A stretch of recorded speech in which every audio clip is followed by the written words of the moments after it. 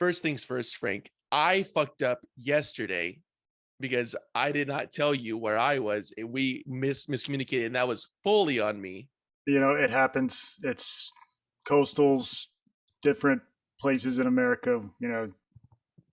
The time zones, yeah, Yeah, those pesky TZs. Yes, I understand, but it was my fault. And I apologize. I'm glad we get it done today.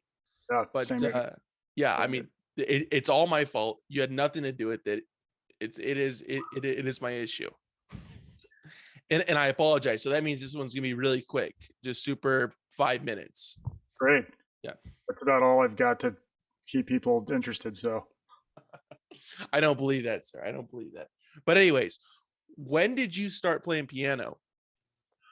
when I was 5 years old. Yeah, my mother was like, he's like, there's baseball or t-ball or whatever. You could do soccer. We can get you piano lessons, and um, I should preface this that I think it was at Christmas time they got me a little Casio, like the small ones with the drum machine and the little speakers and the keys are really small. And I was just way into it, and so yeah, they got me piano lessons with this lady who lived in the neighborhood, and I did that for about 6 months. And when it started getting hard, I lost interest and I stopped practicing. So of course they took me out of it. And a couple years later, when I was 8, they got me another Casio, a nicer one with normal size keys.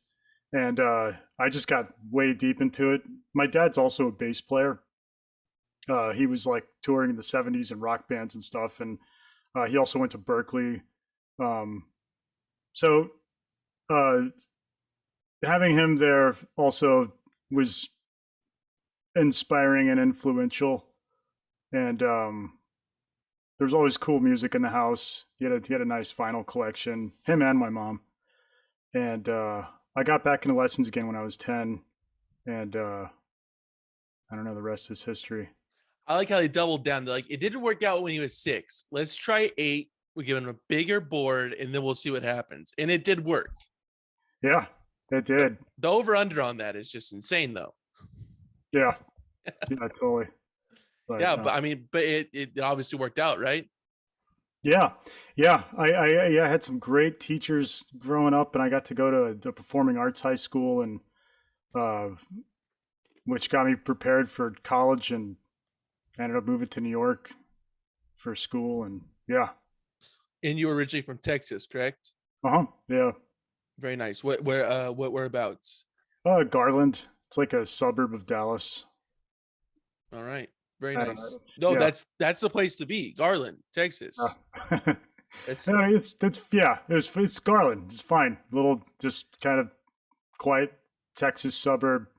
It's actually a good place to grow up. Good. I'm glad you're not talking shit on it now. No. A lot of Garland listeners on this podcast. That's the main demographic of this. Nice. So, I'm very big in that town. That's it. Nice. That's it though. Nowhere else. It's just Garland. Yeah. That little pocket somewhere. People love it. Can't get enough of it. I'm actually planning a tour out there. We'll see what happens, Oh, I'm sure my parents already got tickets. Yeah, no, yeah. They already RSVP'd. Because they're on my mailing list, So I emailed them immediately, and they're like, yes, they sent in confirmation. Excellent. For all 17 nights. So really big residency there. But yeah, but that's down the line. I don't want to blow it up or anything yet. We'll see. Ticket prices are going pretty high on this one, but it's well worth it. It's well worth it. You're good at this. Yeah. I'm, as you could tell. I mean, we're 3 minutes in, and this is gonna be the biggest one yet. I can feel it. Nice. All right. Well, this is it, and you're part of it. Hell yeah. Yeah. Can I say hell? Can I cuss on this? You can say whatever the heck you want, dude. Yeah. Cool. But if it wasn't for piano that you chose, what would be the secondary instrument? What would be the runner-up that you would have chosen to really hone in on? Oh man, I don't even know. I did like woodwind, like in brass instruments, stuff that was like shiny, especially in those. My brother played alto uh, at the time when we were kids, and I remember he would get these like Yamaha catalogs from where he took lessons. They had all these like amazing pictures of saxophones in them, and I just thought it looked so cool. I was like, man, I should play saxophone. This is, you know, Right. real elegant and shiny. But yeah, I'm not sure. It's and over the years, I've tried to like get into playing other instruments. You know, I have a guitar, but I don't know. Piano is enough. It's more than I can handle. You know, those people who can play multiple instruments, I don't know how they do it. They're just there's something in their DNA, I guess. But yeah, 88 keys, that's it for me. That's about all I can. Oh, only 88. Oh, well, all right. Yeah. You act like that's not impressive. That is. I don't even use all 88. I wouldn't know how to. Still though, they're there. You have them at your disposal. Yeah, I guess so. But when did you realize you really wanted to pursue this being music? Yeah, it was never like a realization. It was just kind of like I'm doing this. You know, I Fell don't know. into it, yeah. Yeah, I also started playing gigs at a very young age. When I was 10, there's an antique shop in Plano, Texas, that I think my grandmother, they had a little tea shop in there, and my grandmother like got me a gig playing there every Saturday from 12 to 2, and I got paid $20 and lunch. $20, 2 hours of work and lunch. Woo, Yeah, man. yeah. And then from that, like I don't know, other stuff started coming in. It's like, oh, let's get the 10-year-old to come play at our luncheon or whatever. Sure. You know? You So were becoming real hot real fast. yeah, real hot. That was the breakout at the antique store. Yep, that was it. Did you feel like you were cramped playing that thing? Because every time I'm in an antique store, I always feel like I'm just very cautious of even turning or taking a corner. I just feel like I'm gonna break something, you know? Totally, yeah. And this was a mall, so it's Oh, like tons of little stalls everywhere. And you know, when you have like a little kid in there, like carrying his Casio in, people are just like, "Whoa, easy there. They're gonna knock over this like old rusty thing that has some sort of I don't know value." sentimental value Yeah, more than anything. Did you ever yeah, end up breaking anything there? probably, but I don't remember. I I'm break shit all the time. I'm sure I broke all kinds of things there. intentionally swinging that keyboard around. Oh yeah. What do you feel attracts you to music in to its core? What is the driving factor in it? Oh man, really good question. Thank you. I have one per episode, and we got that out early, so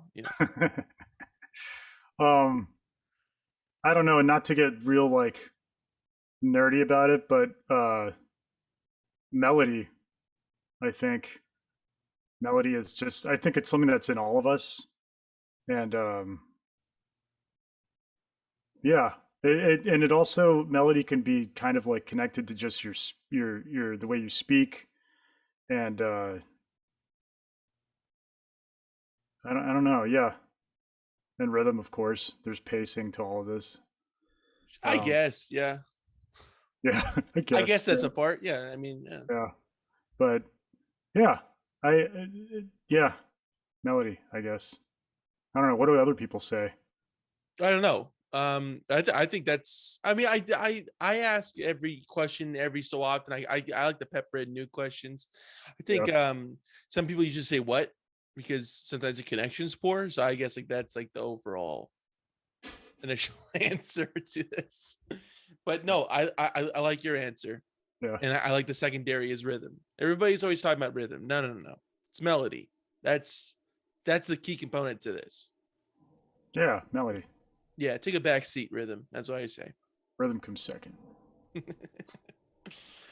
So when did you start getting into creating compositions? Was this way later on, like when you're in New York?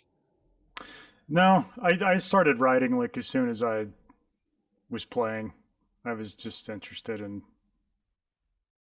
yeah, just creating something. You know, I think When the you're in the first song. antique store, that's I mean, that's Yeah, that's the bait, that's the home. It's like that's where everybody wants to be when they're writing stuff. totally. Yeah, I think the first song I ever wrote was called like Stairs because it literally just went up and down the piano chromatically. All Like 88 or 44? just 12. Or actually, actually that's not true. It was kind of like I was trying to imitate like a walking bass line, you know. Um And your dad was into that one for sure.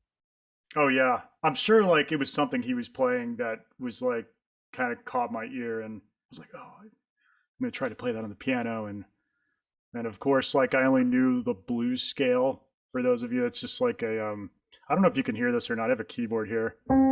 I can, yeah. Like the blues scale. You know. So I would just play ASCAP is gonna be on me for this one, Frank. Thanks. I'm gonna get flagged. And say, oh hey, no, you I'll talk to them. okay, They're- good, good. Because they don't yeah, like talk to me. I don't like talk to them either. It's really like love-hate relationship, yeah. It's a real issue between me and them. you know, I have CSAC, so I don't know of anything. I stay away from the ASCAP guys. Fuck them. Yeah, they can suck it. Just like rhythm. Yeah, rhythm. So I mean, you're pursuing music when you were young, and you said that your brother was as well. Did he take it to the extent that you did, or did he kind of just kind of went out of his life? Yeah, he played. I feel like through probably through like I don't know middle school, and then yeah, he stopped playing at some point. He rock climbs. He's a rock climber, a very good rock climber, and we used to climb together. But you can't really be a piano player and rock climb because it really screws with your fingers. I was gonna say though, it might make him stronger. Maybe chalk up before you play. This is also an Totally. innovation. Yeah, Have real sweaty hands, just like chalk up the piano. right, I've right. seen some guys like lube up the keys, which I think is real weird. I'm like, that's strange. So for what? Like what would be the purpose of that? I'm not sure. Actually, I think I only saw like one guy do that once. Still, that one guy is just maybe he's on to something that nobody else is privy to. Yeah, maybe. I mean, I know guitar players use that stuff sometimes. There's something they like rub on their strings to help sliding up and down the neck. But um, yeah, piano. I don't know. The chalk. That's that's Yeah, I'm taking it a step further. I'm trying to mesh the two worlds together because they've been apart for too long. absolutely. Yeah. Yeah, we're getting there. Now, did you get him into it or did he get you into it? Um, I was definitely into it first, uh, but also he might have got. I'm not sure. He probably got into it because of my dad and me. My dad and I were playing tunes together, and you know, I think we were just like, oh man, like get Chris and something like that. I don't remember, Right. So but you were into it for a little bit, but then you're like piano is where the fingers need to be. yeah, All right. much. I like either way. Yeah. Do you go out and do it still at like a gym or something, or are you just completely over it? No, totally over it.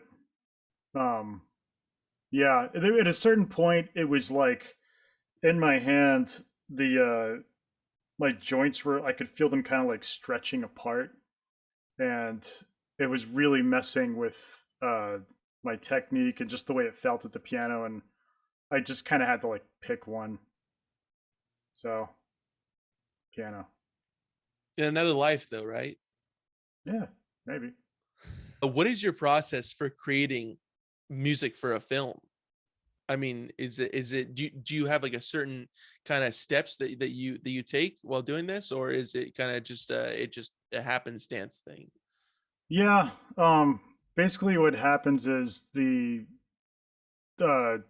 filmmaker will send me the movie with a fake score on it, and they're like, we want it to sound like this, can you make it sound like that? We want the cues and these places, we want them this long, we like the vibe of this. And so I'll take the film, and usually I don't know what the process is for other people, and I've only done a few films, but I'll chop up all the scenes in QuickTime and then import them into. I use this program on my computer called Logic for recording music, so I can import the scene in there, and then I'll watch the scene and I'll just usually, depending on what it is, start at the piano and just play watching it. If it's something rhythmic, I'll usually like take the tempo of the cue of the temp music that they sent and yeah, capture something that you know can somehow connect what I'm doing with the scene and the emotion going on, Right, right. and then build it up from there. Start to orchestrate and arrange, and but um, You're yeah. bringing your brother for the sax. I get it. Yes, your dad on bass. I understand this. Yes, Oh yeah, I see how this is formulating. totally. Yeah, my dad did play on a score I was working on at one point. That was pretty fun. Good. I'm Yeah, glad. I'm glad to hear that. You had to bring him in. yeah, yeah, totally. I mean, that's insane. So are you watching it um on mute, I'm assuming, right? And then you're just kind of playing along like, okay, this would work for that. Yeah, well, I have I'll get two versions of the movie, one with no music on it at all. So, and I'll have them the cues lined up in Logic so I can like mute the one with music and just hear dialogue and you know, which yeah, that's all. Which is good. You make it really, really just really loud when the dialogue is coming in, right? Oh Like yeah, put a nasty horn over it, right? lots Yeah. of white noise, distortion, cymbals, like just really want to like drown out whatever's being said. I'll throw some echo on a flute. Get crazy with it. Oh, I love that. Echo with flute. That's the best. Right, right. Yeah, Echo, underappreciated effect and instruments combined. definitely. Yeah. Flute with echo on it. Yeah. When do you know that the score is complete? Um, I guess once I finish all of those cues, if there's like a movie, like I think the last movie I did had something, there was a lot of cues. It was like nearly 60 cues. And usually the cues, a lot of times they won't take that long. Um, they'll be pretty sparse. It's like this just needs like a synth pad and maybe like a few like high piano notes, and that's it. And that can like I could have that cue done in like you know 10-15 minutes. And then but then it's like you get to something else and it's like, oh, this needs like a full band. I have to like record drums and bass and get a singer and guitars and so then that's like that turns into a whole session, and it's like I got to bring in figure out if there's other cues like that in the movie, and um yeah. Right. But yeah, then once that they're all done, I'll go back and check it out and do some tweaks, and but yeah, that's the overall process. I'm also like sending cues to the filmmaker as I'm making them and getting any notes from them that they want to change, you know. So yeah. Yeah, yeah.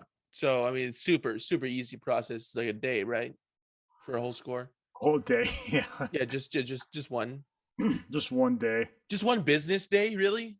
Yeah. I mean there's only what the movies average, what, 2 hours? Yeah. So And should that leaves you time to dick around if you were really honed in on it. I mean, what, 45 minutes, right? yeah, skip all the parts without music. Yeah. Just fast Yeah, forward that. totally. That's like Hans Zimmer. That's what he does. Good. And Yeah. that's what you should do as well. Yeah.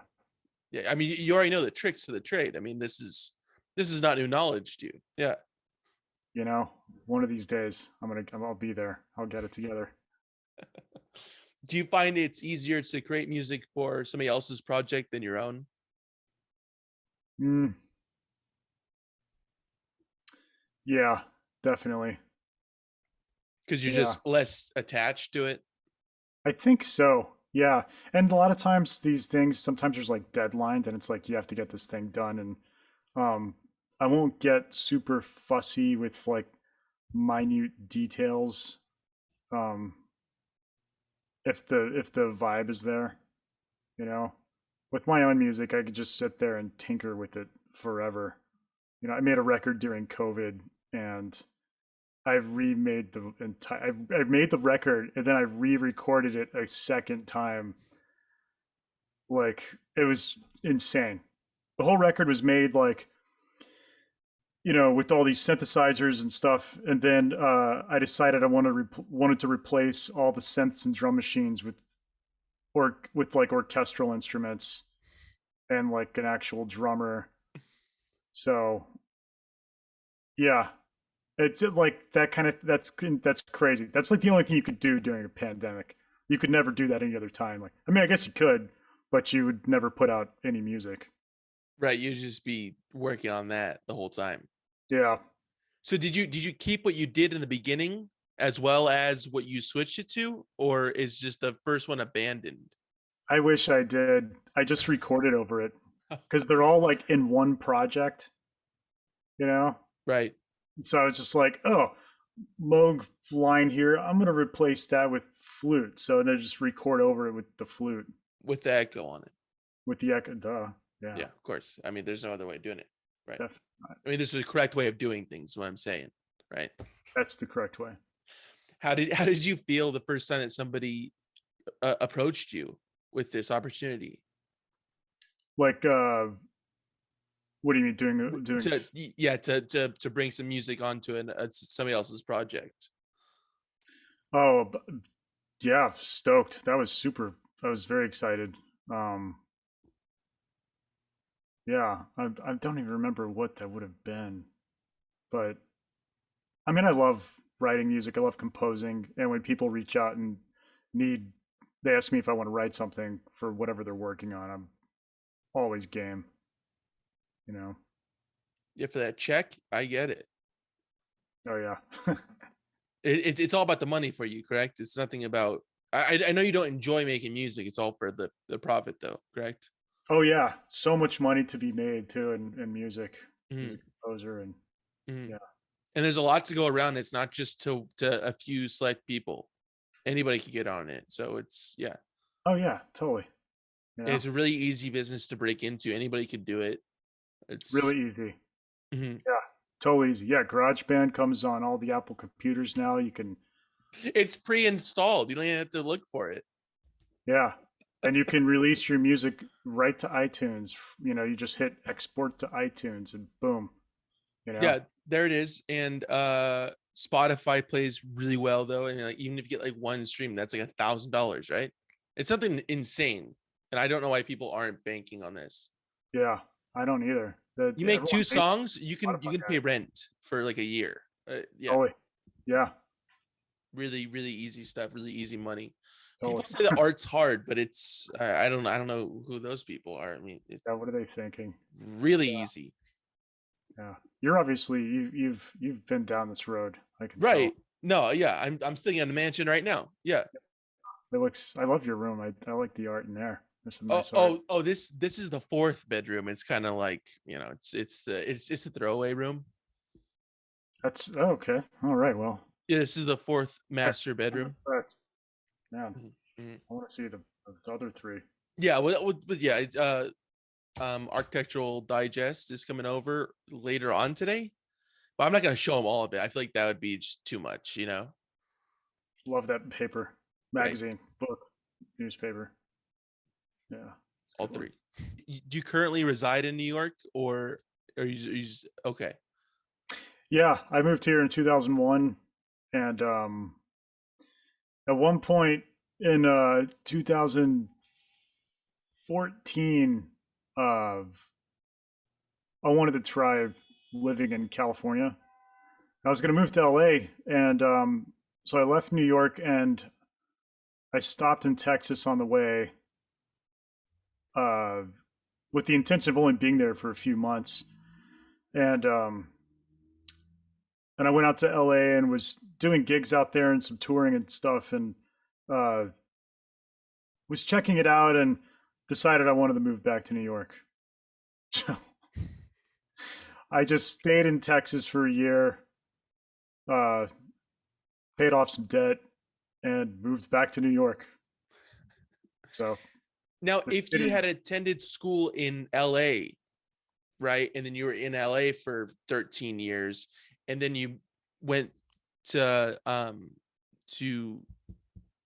Texas again, would you? And then you're trying to go to New York. Do you feel like you would just move back to Los Angeles? You know, I don't think so. I think I would have just gone to New York. That was just there's no way you're gonna come out west, huh? That's it. I will say I love LA, and every time I'm out there, I'm just like, one of these days, I'm gonna do it. I'm gonna move out here, and it's pretty amazing. Are you in LA? Do you live? Is that where you live? No. I'm in Orange County. Oh, word. Right on. Yeah. That's the place to be.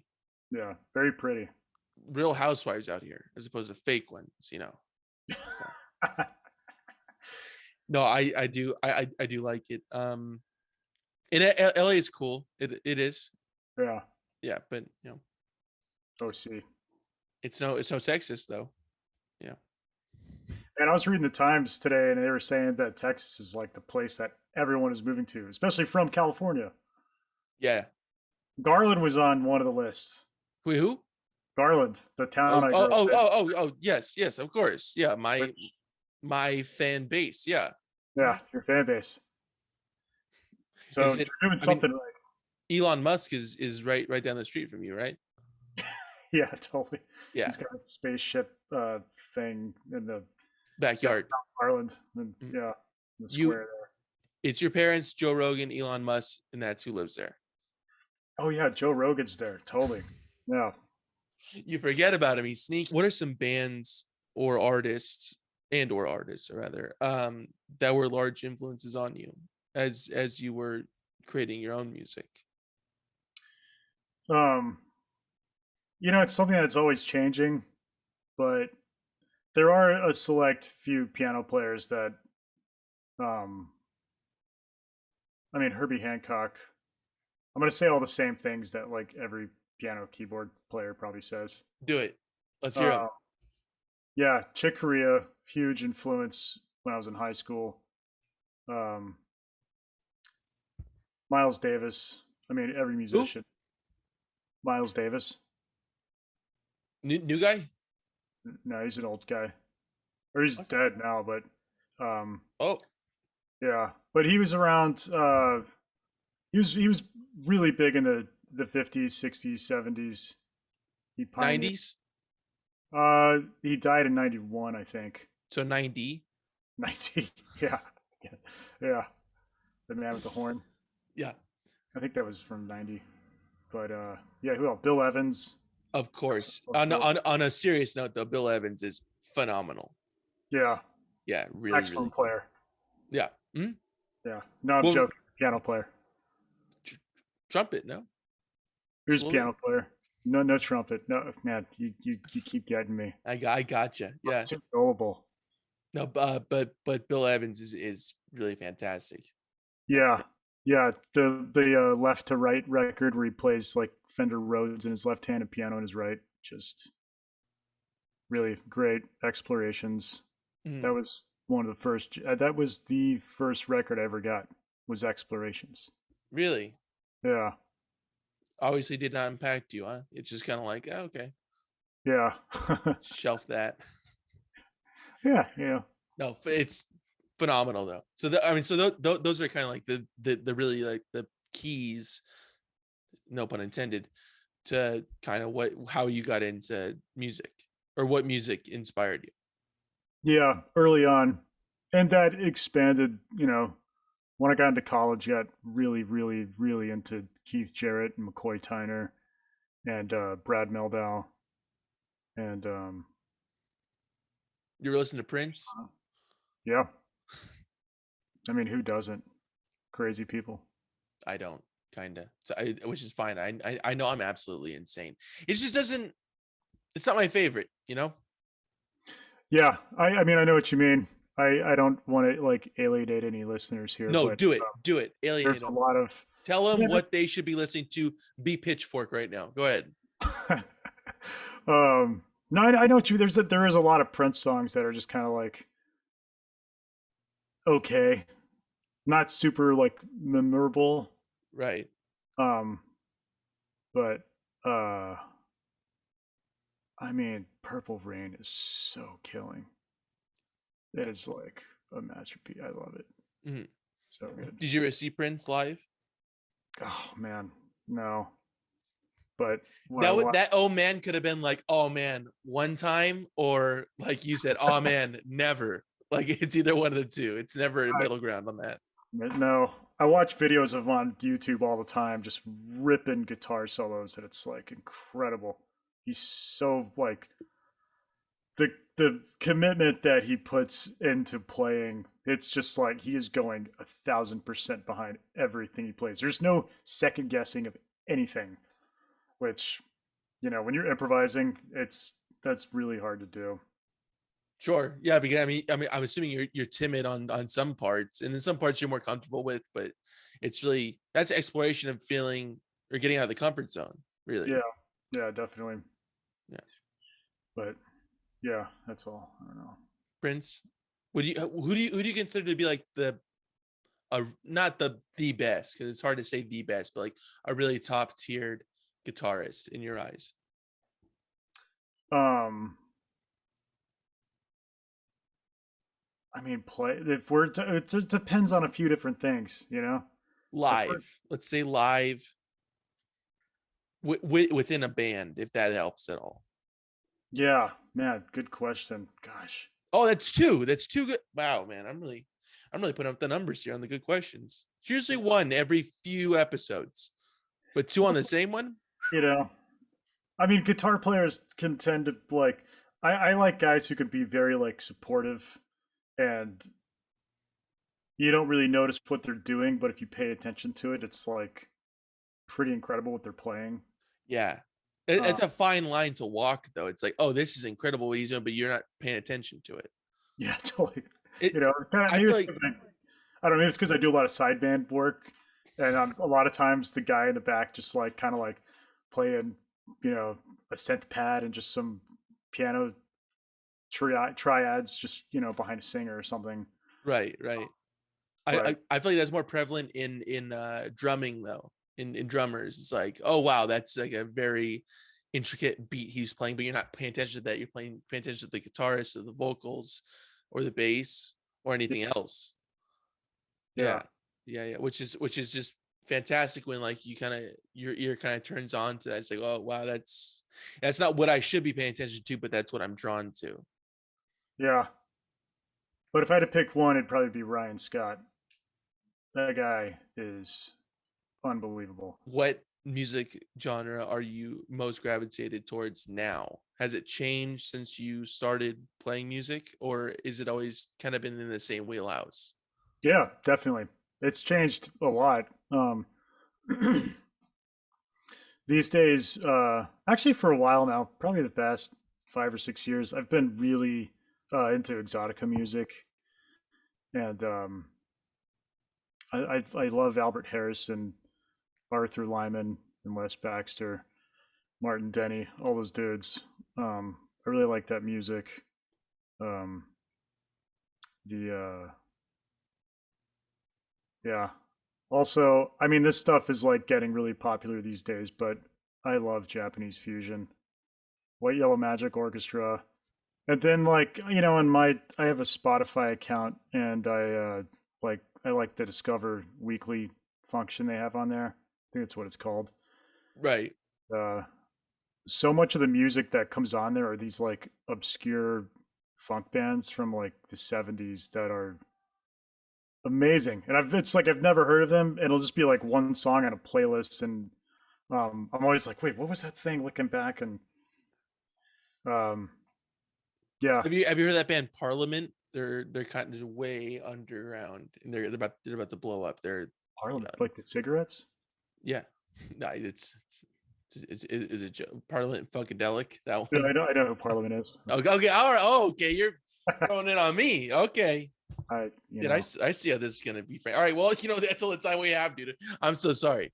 No, I'm kidding. No, but you really like to explore different genres and kind of mesh all these different inspirations into one, correct? It turns out that way. It's not intentional, but it is. It's kind of people are like, "What kind of music do you do?" And I'm just like, I don't know. Like when I make the record, the label's like, which, like, where in the store are you gonna find this?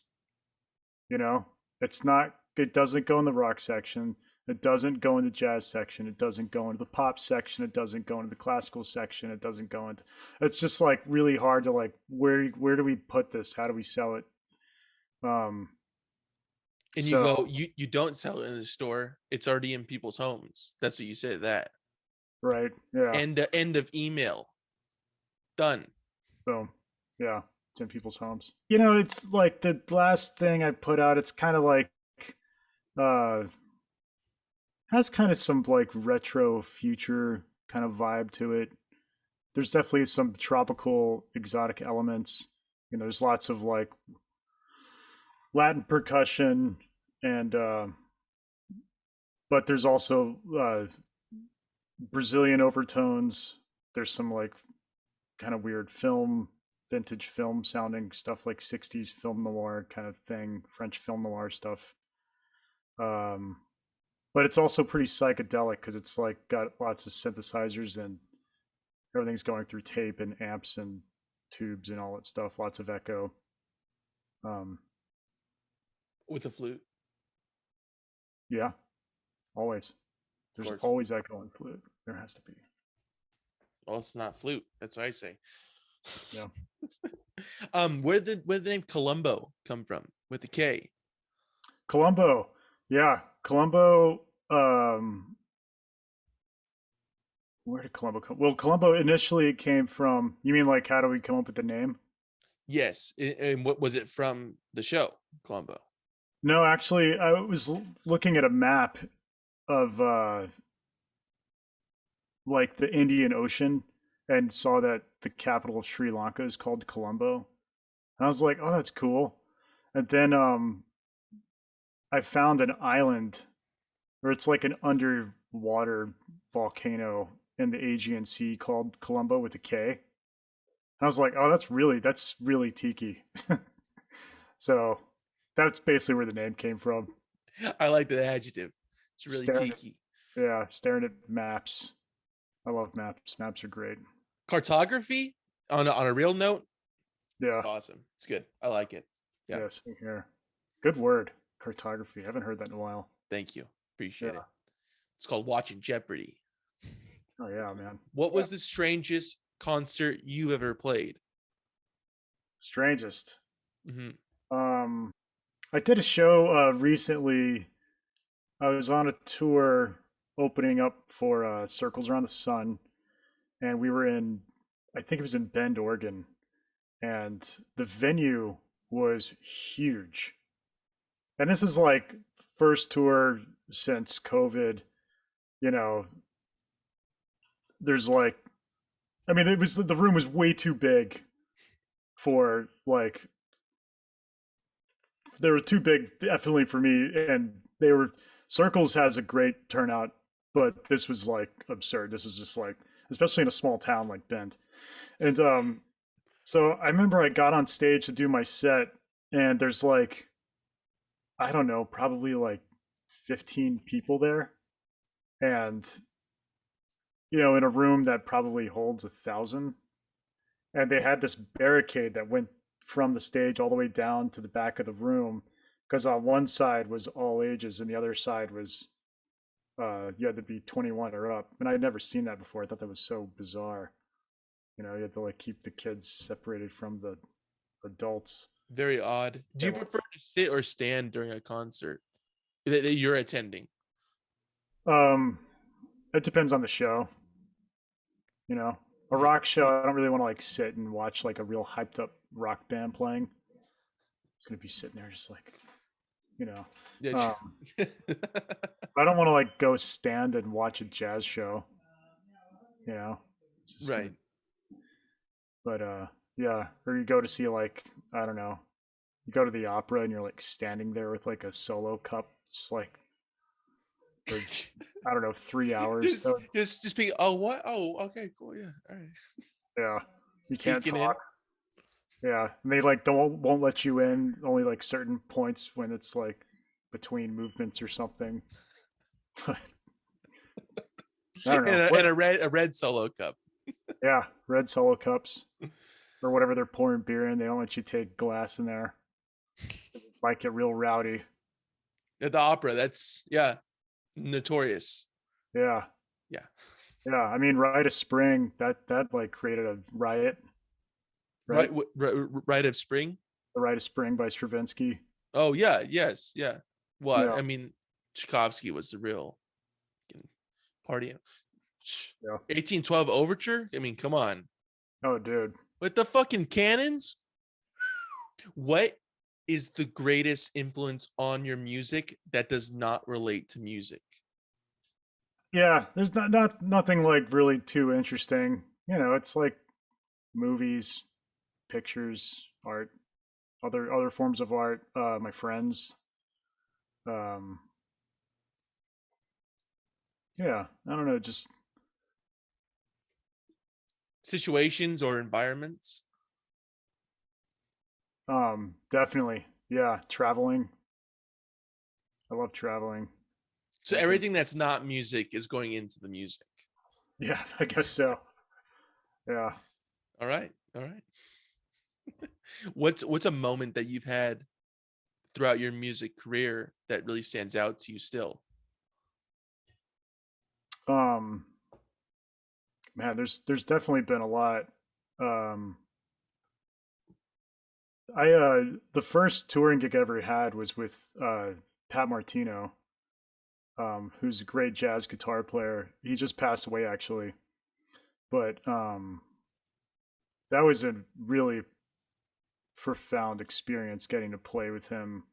And I was very young. I was 20 at the time, and So you'd be on the other side of the barricade there if you were yep, watching it. Yeah. I would. Well, I had a fake ID, so depending on the place, it might let me in. It's Yes. pretty good Yes. too, Yeah. as long as I didn't look at the hologram, which said authentic. Well, that's how they know it's legit. What do you mean? It has to be on there, all the authentic. Oh, it's authentic. You're good, Oh no, it said no. It's he's good. It said it on the right? card. Yeah, Was it a but picture of yourself though, or was it a picture of somebody else? it was a picture of me. Okay, your name? Yeah, yeah. It had all Ad- my info, but it was a Pennsylvania ID. Ooh. Yeah, All which right. in New York, it's like careful. But I only got turned down like twice, I think. And they let you keep it. Yeah. Well, one guy gave it back to me. Was like, "What's your zip code?" And I was like, "Oh shit, I don't know." And he gave me the beers, and he was like, he didn't care. It's like, all right, that's nice, cool, thank you, All bud. right. Authentic. Yeah, authentic. Hologram was an eagle that said authentic. The first tour you did. You're 20. You got a fake ID. Yeah, You're buying booze illegally. yeah, Gotcha. man. Going nuts. Yeah, Ape shit. Yeah. Hmm. yeah. But yeah, Martino is playing with him was pretty incredible. Um, and it led to a lot of other things too. Um, but yeah, That is that's one that kind of opened up doors for you. it did. Yeah, and also around that same time, like I started playing with this trumpet player named Jeremy Pelt, and I ended up working with him for like probably 10 years. And I still like he still asks me to come and play records with him. He'll just have me in as a guest on a song or something. Um, but Jeremy was really I mean he was just telling all of his peers about me and giving my number to them and telling them to call me, and I got a ton of great gigs with people because he did that. And which was really cool. I got to tour with Wallace Roney for a while, and Nicholas Payton. The trumpet players are all they're all real close. They're you know They all like trade sidemen and licks and stuff. Um, yeah, that led to a lot of stuff. Do you enjoy developing and like working out and hashing out songs, or do you prefer performing those songs that you've been really honing in working on? I'm sorry, can you repeat that? There was like crazy Oh, I honking. heard it. That's fucking, it's New York outside. I get it. Do you, Yeah. no, I said, do you prefer developing and writing and like honing songs, like just sitting there and figuring out like what things are working, what things aren't working, and taking them out and putting new stuff in? Or do you prefer performing those songs that you've really been sitting and crafting and, you know, working out? Oh, I mean, if I had to pick, I definitely the second one. Being able to like play So, them once all the work. not neither. Neither. Yeah, neither one. So Nope. performing rather than writing the songs. Yeah, that's always more fun, you know. Um, yeah, I mean, I love writing music, but it's it can be pretty boring, you know, just getting the whole process of the whole thing. When it starts taking shape, that's when it gets really exciting, you know. And then when you finally get this whole thing crafted and put together, and then you can actually uh, rehearse a band and everyone learns a song and you get it happening, then book the gig and you play in front of people. It's like by the time you're on the stage, like what has happened in the amount of time for like that 4 minutes or even just whatever 40-minute set or hour-long set. It's just it's You say you have no fucking idea what it took to get here. yeah, they don't. Right. I mean, it must be truly just like a surreal experience, being like, this is an idea that I had and I've been working on it and now I'm performing it in front of you. Yeah, it is kind of surreal. Yeah, but I don't know. I guess people have been doing that since people are people Yeah. here. Maybe like a few years into being people though. Yeah, Like 2 or 3. A little bit of a gap year, perhaps. Who knows? Yeah. sure. Yeah, totally. Do you leave room for improvisation while on stage, or do you like to stick to the script and say, like, okay, this is how it's written, I'm going to stick to it? These days, I usually stick to the script, um, only because there's not always time. Like the band doesn't perform enough, you know, to be able to do. I think when we get to the point where we're going to be on the road, like playing regularly every night, we'll be able to do stuff like that. But it's tough to do that when it's like you play a show once every 2 months. Sporadically. Yeah, Do but you prefer when you see live performances of a band that you really like know and like, for it to sound exactly like the record, or to sound kind of like it and they're going off into something else? I think that's way more fun. The Mm, second thing, mm. yeah, when they play the song which you recognize, but um, yeah, maybe they've done like a little rearranging of it for the live show, and yeah, they'll go off and do some other stuff, do some improv or whatever. That's cool. And just to clarify, that we do that in my group as well. You We said you just didn't don't. though. You said you didn't, and you're vehemently against it. So now what is it? No, we do that. We do it. And you do it well, correct? And that's Oh why people yeah, should come see you, right? When you're performing in their neck of the woods. definitely. Yeah, Bend, come. Oregon, New York, Yeah. maybe LA, if you like it or not. We'll see. Oh yeah. Yeah. Oh, definitely. Um, but yeah.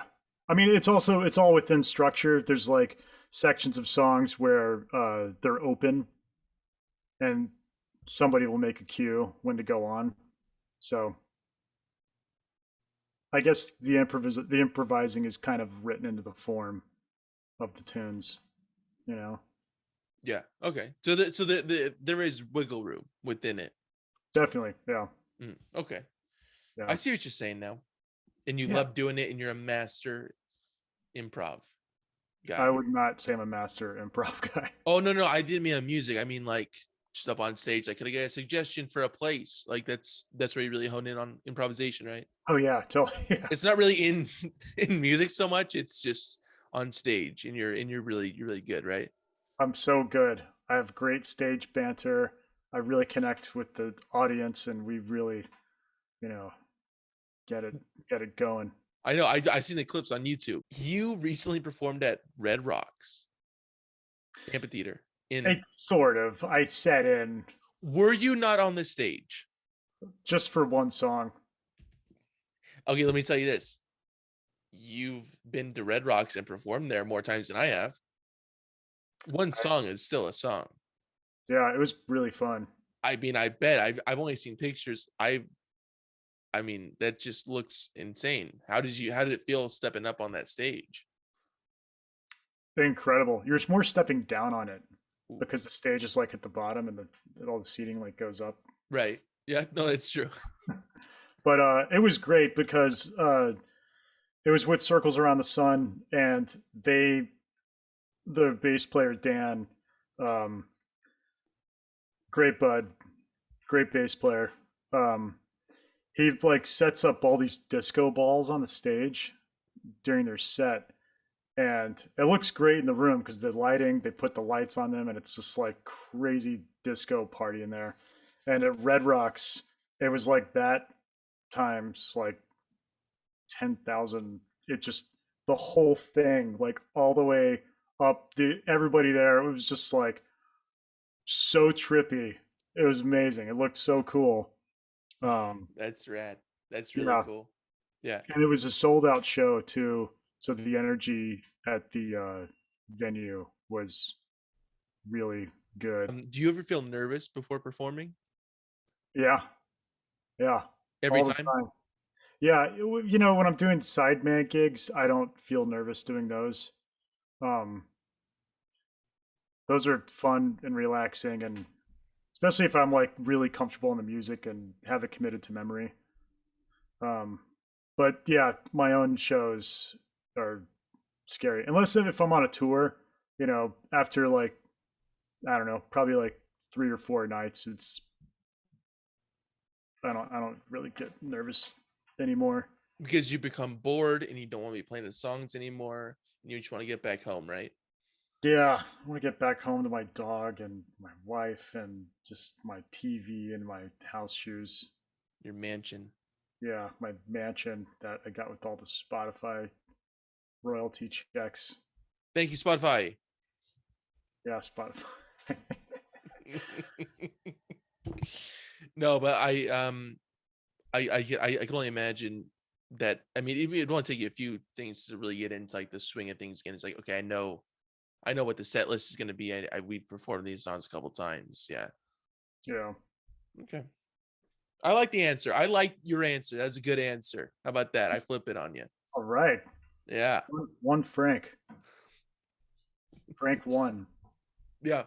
Let's look at the board, right? Yeah, you're winning. Yeah. What prompted the partnership between the Calico Discos? And I'm pretty sure I'm saying that correct, but I could be wrong. Yeah. The All Laws record label and in your music. What kind of what branched that gap? Well, I was touring a couple years ago with a band called Grateful Shred, Grateful Dead cover band. Mm-hmm. And Sam Blasucki, nice guy. He's been on here. oh, okay. Well, Sam, I should have just gone right to that. Sam Yeah, you should have, but whatever. It's fine. No, let's Clay first, and then we'll talk about. Yeah. Well, Sam and Clay. Well, the Alalas were coming to New York to do some shows, and Sam and Clay Mapache, they know those guys, and they were like, "Oh, you should get our friend Frank to open for you." So I got to open a couple shows for the Laws, and sort of didn't really like maintain a whole lot of contact with them. And then Spencer, the bass player from the Laws, found out about this new record I made during COVID, and he hit me up and was just like, "Hey man, I'd love to check out your record." And so I sent it to him, and he was like, "Yeah, let's do it. Let's put it out." Awesome. Yeah, That's killer. That's really cool that they're doing that. yeah, I'm so excited.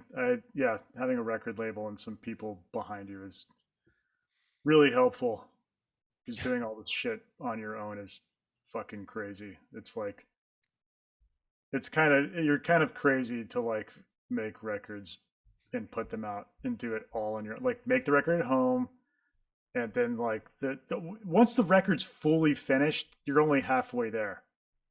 Then after that, it's like doing all the, getting all the codes together for getting it streaming, and you have to make, you know, banners for social media. You got to get Yeah, the word out, press. all that stuff. It's just like stuff that's record label stuff. That's what record labels do. Yeah. So you do too. Before Calico Discos. So awesome. Yeah. So super stoked. It's also, I think it's a great fit. They have some really great records they've put out. Oh yeah. And yeah, they also just became an imprint of Innovative Leisure. Awesome. Yeah. So that's cool. So yeah, the only thing that sucks is that I'm sure you've heard these days vinyl manufacturing is completely backlogged, and What was it? Is it because of one or two people? Don't tell me that. I don't, is it? I don't even, I just, all this COVID shit, man. It's just, yeah. So Spencer and I have been hitting up some places, and everyone is like, yeah, it's a minimum like 12 months turnaround. We Yeah. found one place that could do it for a little bit less, but so it looks like the record's probably not going to come out until this time next year. Well, people could just stay hungry for it, right? And they'll come back, and they'll be ready to spend their cash on it. I mean, the band is going to be so dialed in at that point. So Fucking improv up the ass, dude. Every night. Yeah. every night. They're going to be like, "What are you guys playing? Is this the record? Is this what we heard on the song?" Look at this. Fucking yeah, dude. You should have been here a year ago. Yeah. What do you see for the future of the union between you guys? Do you guys? I mean, obviously, it's gonna be positive, and just you got a record coming out. Yeah. I mean, eventually. Yeah, eventually, record's going to come out. There's an option to do a second record, which is great. You think you're gonna do it? I hope so. I want to. It's it's up to them. Okay. But I said yes. When I put my Herbie Hancock on the dotted line, I was like, yes, let's do a second record. Awesome, man. Ultimately, it's up to them. That's killer. That's killer. And good guys to be in business with, and great dudes. Miles has been on as well. Very, very nice guys. Yeah. Good music all around coming out of there. Who they're having, I mean, Mapache, obviously. Tim Hill, it's fucking amazing. Yeah, that record's great. Fantastic. So just keep your eye out for that. And Calico Discos will be promoting it, and you will as well. Yeah. Right? Yeah. And but in the meantime, as everybody's waiting for this new record to come out, the people can find your previous music at Frank LoCrasto, right? Am I saying that correctly? Yeah. LoCrasto. Okay, I've been thinking about that. I was like, I don't want to fuck this up. But anyways, .com in all streaming platforms. Be sure to make him another mill, because he gets a shit ton of money from every stream, correct?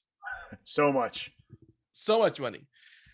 And they can stay up to date with the new music and releases at Kolumbo Tunes on Instagram. That's KOLUMBO Tunes on Instagram. Is there anything else we got to promote though before I cut you loose here? Oh, you know what? I've got some stuff coming up at the end of January. I'm going to be opening up for Sugar Candy Mountain. Fucking fantastic band. Yeah, just four shows in California. I think starts on the 27th of January. Yeah, 27th. Perfect. This will be out before then, so great. So be sure, and that's all at Frank LoCrasto. LoCrasto.com. There you go. I threw another R just so I wanted to zhuzh it up. I like to improv on my own time, you know. I love it. It's great. Yeah. Anyways, so yeah, but that's where people should go find the tickets, correct? Yeah, I got ticket links on my website. So check Awesome. it out. Yeah, Dude, Frank, thank you so much. I'm so glad that we were able to do this. Oh, same here. Yeah, thanks for figure this out. reaching out, and it's been great. You're really good at this. Oh, I try. I'm, you know, whatever. Yeah.